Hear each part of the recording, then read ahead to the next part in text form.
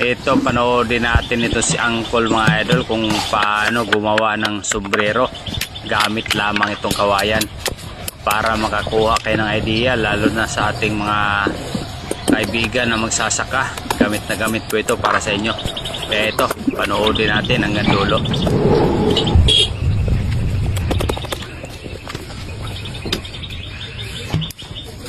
Napakabilis ni tatay mga idol, oh. Nakagawa na agad ng mga maninipis na kawayan.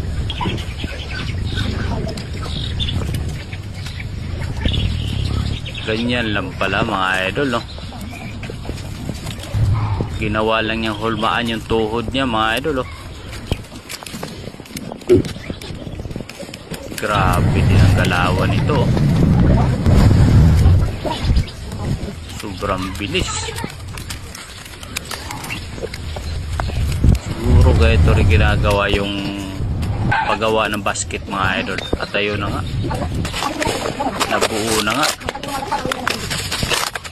Ito yung pinakapang ibabaw niya, oh.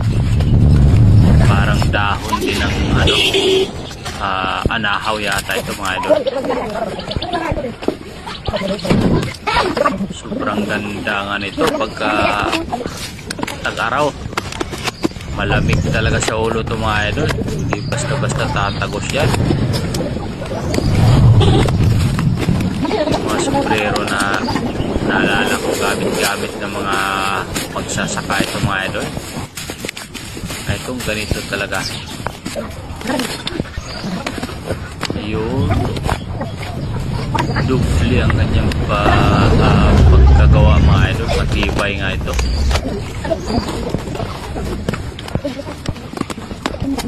Napakagaling naman ni kuya, no?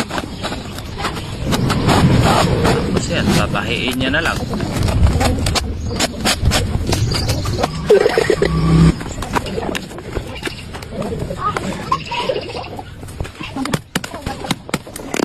Yun, no? Talagang matibay. Inupukpuk pa niya mga idol. Tapos puputulan na lang yung dulo, oh. Grabe, pati yung pagbilog, kuhang-kuha yung mga idol, oh. Hindi pa talaga nagtatapos, meron pa siyang ilalagay, oh. Ipiti niya para nga naman hindi magkalasog-lasog, hindi magkatanggal-tanggal yung gilid niya, ano.